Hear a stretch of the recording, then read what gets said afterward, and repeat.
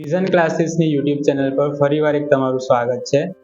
આજે આપણે ધોરણ 10ના જે સ્કોલર છોકરાઓ છે, ટોપર્સ છે, એ કઈ રીતે પોતાનું જે મનચાહું રિઝલ્ટ છે, જેમનું ડ્રીમ રિઝલ્ટ છે, કઈ રીતે એ લોકોએ મેળવ્યું, એમના ફેમિલીમાં કેટલું સ્ટ્રગલ થયું અને એમણે પણ પોતાના રિઝલ્ટ માટે શું સ્ટ્રગલ કરી, શું મહેનત કરી, ઉજાગરો કર્યો કે ના કર્યો, એના વિશે આપણે ડિટેલમાં જાણીશું.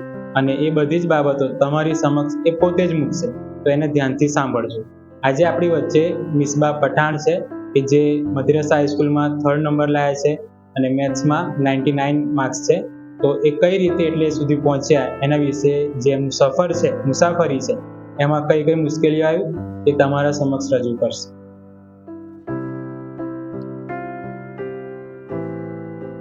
મારું નામ પઠાણ મિસબા ખાતુન અનવર અહેમદ છે. મારા 10th માં પર્સન્ટાઇલ 96.51 હતા.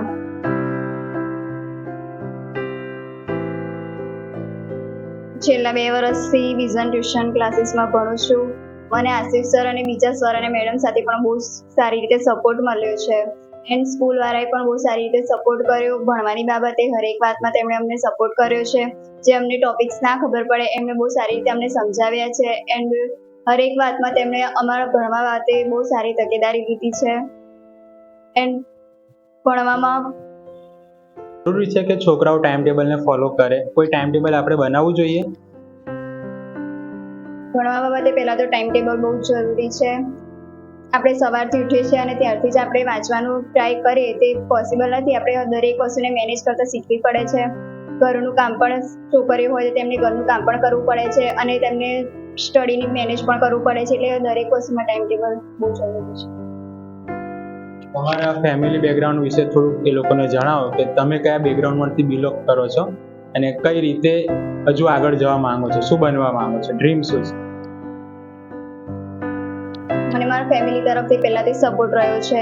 તેમણે હરેક વાતે મને સપોર્ટ કર્યો છે અને ભણવાની બાબતે પણ તેમણે મને ખૂબ જ સારી રીતે સપોર્ટ કર્યો છે. તેમણે મને જે બનવું છે તેમણે હરેક વાત મને સપોર્ટ કર્યો છે. તેમણે કોઈ વાતે મને રોકટોક કરી નથી. છોકરીઓને આગળ ભણવું જ પડે કે કારણ કે દેશનો વિકાસ કરવો તો છોકરીઓને ભણવું જરૂરી છે.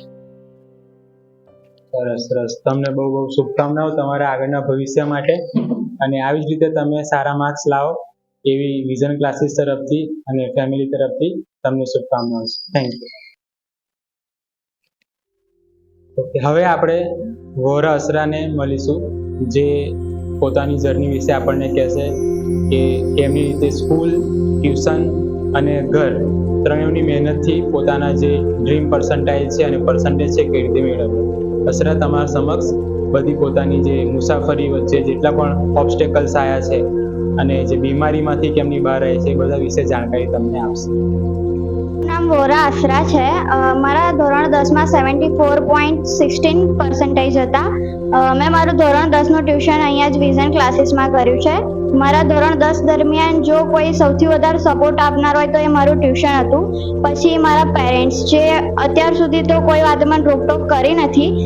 અને પછી મારી મહેનત આવે છે કે આમ ખૂબ મહેનત કરી હતી. ધોરણ 9માં લાગતું નહોતું કે 10માં આટલા ટકા આવશે એમ, પણ આવી ગયા. એમ કરી બતાવ્યું કે એક મહેનત એટલી બધી મારા ટ્યુશનની ને મારી બી અને મારા ઘરની બી.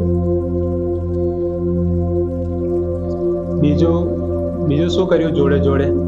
ભણવાની સાથે સાથે બીજી કોઈ પ્રવૃત્તિમાં ભાગ લીધો? હા, અમુક પ્રવૃત્તિ જે સ્કૂલમાં બી થતી હતી ને ટ્યુશનમાં કોઈક વાર થતી હતી, ભાગ લીધો છે. ઘરનો માહોલ તમારો કેવો હતો ભણવા બાબતે? મોસ્ટ ઓફ અમારી કાસ્ટમાં બહુ કોઈ ભણાવતા નથી, પણ મારું ઘર એવું લકી છે કે મને ભણાય છે અત્યાર સુધી અને આગળ બી ભણાવશે. જેમ અત્યાર સુધી કોઈ રોકટોક તો થઈ નથી. ડ્રીમ શું છે? ડ્રીમ તો મારે આઉટ ઓફ કન્ટ્રી જવાનું છે. જોબ કરવાની છે.